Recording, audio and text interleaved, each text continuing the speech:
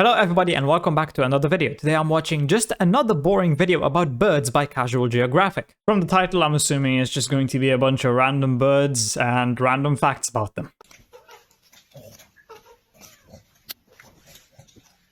I don't think that's gonna work, buddy. Don't let the baby face and lack of facial... He's actually trying to swallow that fish whole. Yeah, I'm going to assume this bird either choked and died or someone got the fish out of him. Because I refuse to believe he can swallow that thing whole. There is just no way. Look at how big it is. It's not gonna happen. Don't let the baby face and lack of facial hair fool you. Us 90s kids are getting old. And one thing they don't tell you about getting old, that birdwatcher phase really comes out of nowhere. You'll just be minding your own affairs and then one day, unprovoked, you'll be like, huh. Is he trying to hump him? That is an immaculate looking grackle. We laughed, but the whole time he was right. The bird is the word. And is he wrong? Just look at Buddy go. I could watch that for a couple of minutes without getting bored. This is an American woodcock, and I know what you're thinking. They go by a lot of names, such as the timberdoodle, the bogsucker, and the hokum poke. As for the partridge plugwalk, woodcocks eat worms, and it's believed that a cute little woodcock waltz to us is a Category 7 disaster to any earthworms below. Why do I feel like there's going to be a lot of innuendos in this video? And the confusion makes it easier for a hokum poke to poke 'em folks. They do their dancey dance in the name of murder. And clearly it takes some time for a woodcock to get the rhythm right. As you can see for this baby bogsucker, the beat is chasing them. They're just faster, but they're trying, and one day they'll get the motion, and that's all you really can do when you're a little woodcock. Now, if I've gotten older, there's one bird I've really grown to appreciate. This is a blue-footed booby. Now, I know what you're thinking. Let's address it. Why blue? We'll get to that, but the blue-footed booby is a seabird of the Sula genus, along with the masked booby, the Nazca booby, Peruvian booby, brown booby, and the red-footed booby. Because don't let poor media representation fool you. Boobies come in a lot of colors, but to be fair, you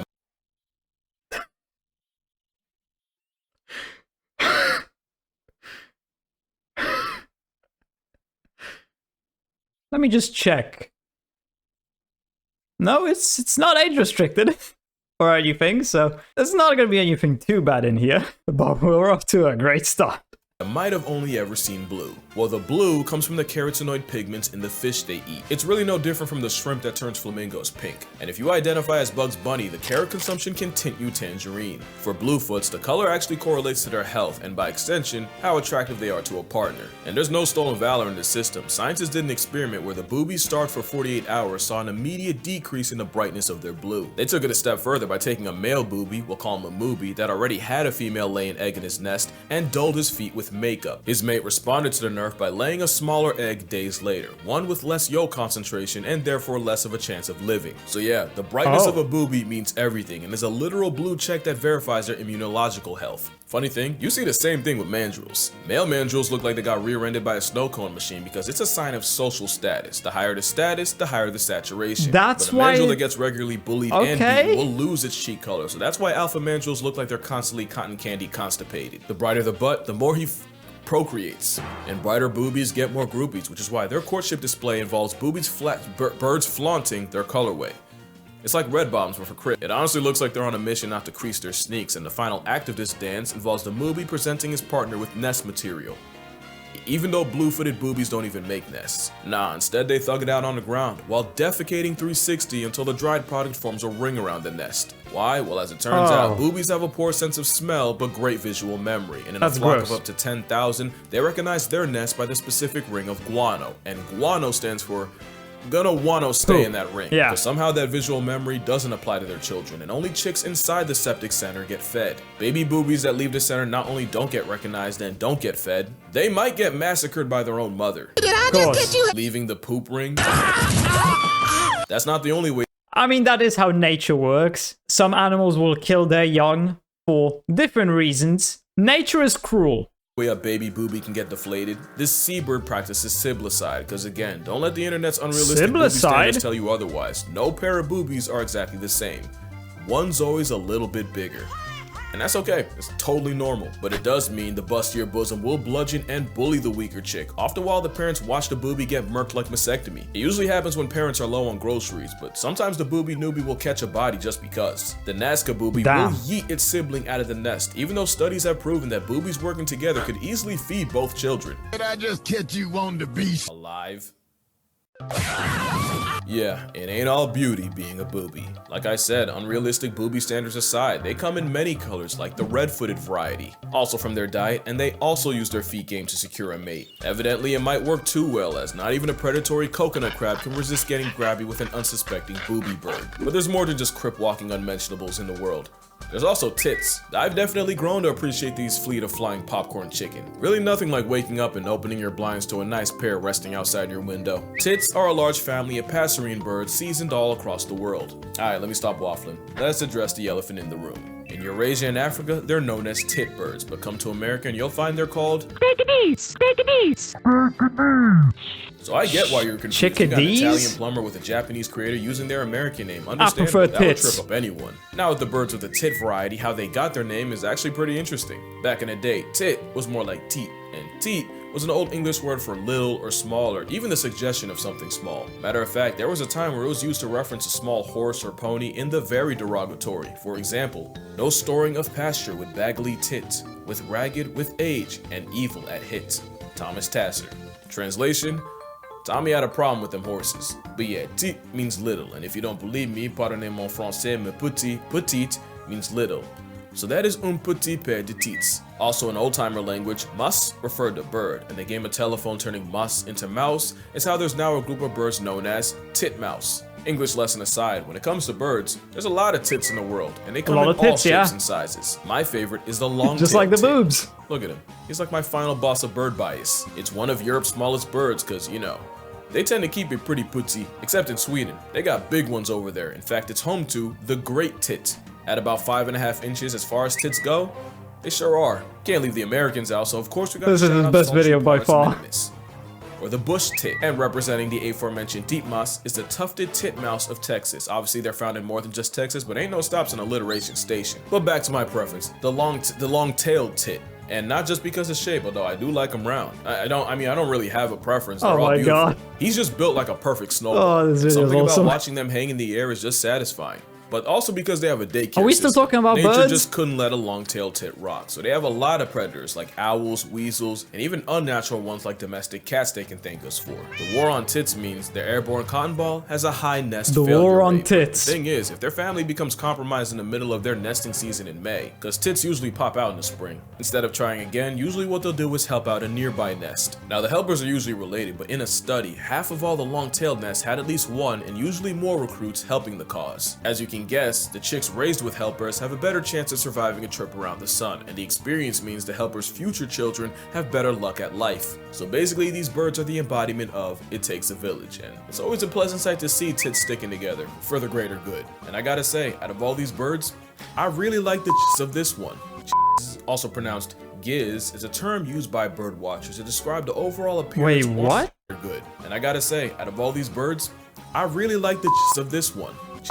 Also pronounced giz, is a term used by bird watchers to describe the overall appearance or impression of said bird, typically garnered from attributes such as size, shape, flying pattern, posture, coloration. It's all about aura, the vibes. For example, some favor the J-work of a boobie. Me, I prefer the vibe of a long-tailed tit. Everyone has a preference.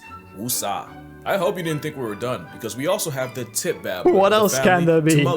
Now you know where the TIT part spawned from, but the babble of it all referenced the constant babbling sounds they make. And obviously the naming guy wasn't into it. There's a lot of types of old world tit babblers, but probably the most famous one is the fluffy backed tit babbler of Southeast Asia. And honestly, they're pretty, and I wasn't a believer at first, but I do see the fluffy part come into play, so having a name with babble, it's kind of disrespectful. Surely someone cares for what a talking tit bird has to say, but hey, they could have been done way, way worse. This is a dick sizzle. It's basically a cardinal. You can find it could have been done way, way worse. This is a dick sizzle. It's basically a cardinal you can find in the American. A dick sizzle. How does one come up with such a name for a bird? You know, I would assume that whenever a new species gets discovered, the name given to it has to be verified and approved. I assume when the names for these birds were made, that was not the case. And if it was, then how did they approve of names like this? American Midwest and Central America. As in, they have all their hanky-spanky fun times in the US Midwest during their breeding season from about early June to mid-August. Then, before fall, the symphony of sizzledicks migrate en masse to Central and South America. They nest on the ground, and they're highly territorial and will run fades in the name of property development. So if you walk outside to a hyper-pigmented popcorn kernel running the ones, you sir have a case of aggressive dick sizzles. But considering they're only 5 inches long, you'd much rather hear those words on your front lawn than from a doctor in a clinic. And the same way the morning dove knew he was brings you gonna back make to that waking up joke. in your childhood bedroom than from a doctor in a clinic. And the same way the morning dove brings you back to waking up in your childhood bedroom, dick sizzle might have been your summer anthem and you didn't even realize it. In fact, that's how they got their name. Apparently after what the naming guy thought their song sounded like in words. And somehow that was enough to get named like an STD. If that's onomatopoeia, I wouldn't want to be ya. Speaking of which, this is the go-away bird of Africa. Same timing as Richard Sizzle. Their lore is that their call sounds like Kowe, which apparently was in the neighborhood of Go Away. You know, at first I wasn't feeling it, but if I try really hard, I can make myself hear it. Or I could just be getting Barbied again. Oh, Barbie! Those were vintage! Did he not just curse? The fun thing about them is, it's believed that is an alarm call to warn other go-aways and actually even other animals of predators.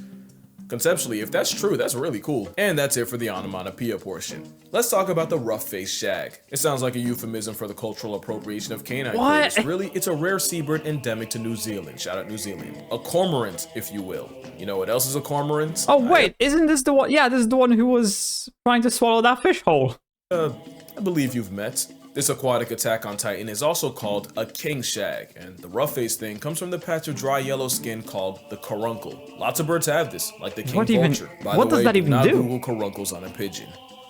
I'm serious, that ruined my whole vibe. For Big Shaggy, the caruncles really swell up and brighten during breeding season. Also, that ring around their eye turns an even bolder blue. It's really no different from the blue of a booby bird. Consider it amorous eczema. And it's not the weirdest thing a bird will do for attention. This is a sage grouse. And this is the... Now, these ones look like they have actual boobs. These ones should have been called the boobies. part of the video that might actually get me got. Two things: one, that's a guy, and two, those implants are inflatable guller sacs that they pop out for female validation. What they'll do is gangs of grouses will Shouldn't it be the other way around? That's LEK, and they'll display their headlights in a courtship dance that you can actually hear from 3 miles away. It's very competitive, and they'll spend hours a day doing it. And in the center of the lek is the biggest bosom bird. I feel like this video should be on a different site. 80% of the girl grouse is there. Now let's be honest, you and I probably had the same thought when we saw this. How do they avoid predators when they're built like an uppercase cry for attention? Yeah, see, that's the thing though. Grouses have the peacock problem, where their biggest flex often gets them flatlined by predators. Those chesticles mean guy grouses get griefed by eagles so bad that the ratio of girls to guys can be 2 to 1. But there's another bird that gets their leks in. This is an Andean cock of the rock, and shout out to Peru, that is their national bird. And that I was gonna question where the heck is its beak, but you can barely see it right here. That is who you can blame for this. They have one of the biggest globes in nature because that's how they look fresh out the shell. The cock of the rock will also gather in leks and also put on a show for female attention. I wish I had more videos I could show you, but apparently cock of the rocks are difficult to witness because apparently they're shy and easy to disturb because even a rock cock can get performance anxiety. Again, it happens, it's totally normal. I mean, not to this guy, but with a name like Superb Bird of Paradise, thinking otherwise would be a failure of your expectations. But whether you see it or not, the bird of Peru really knows how to rock out with his cock. Okay, that's gonna do it for this video. I feel like with all the chest jokes I made, it's only right that I donate to the breast cancer organization. So link down below if you'd like to that's why he has that. I was wondering why the Help Fight Breast Cancer was here on the side. Yeah, it makes sense now. As well. Also, did you know 1 in 8 women will develop breast cancer? That's quite a lot. That's 12.5%. It's a terrible thing. Also, I feel like I keep forgetting to plug the fact that I have a Patreon, so if you'd like to support this nonsense. Yeah, that was a great video. Can't imagine YouTube likes it. I'm still confused on what it was about. Were we talking about birds or boobs? Because I don't get it. I don't know. I don't really know what to say to this video. I mean, I learned something about birds, but it was mostly just jokes about boobs. So anyway, I hope you enjoyed this video. If you did, consider subscribing and leaving a like. If you're interested, why not watch this video right here? And with that, I hope I'll see you in the next video.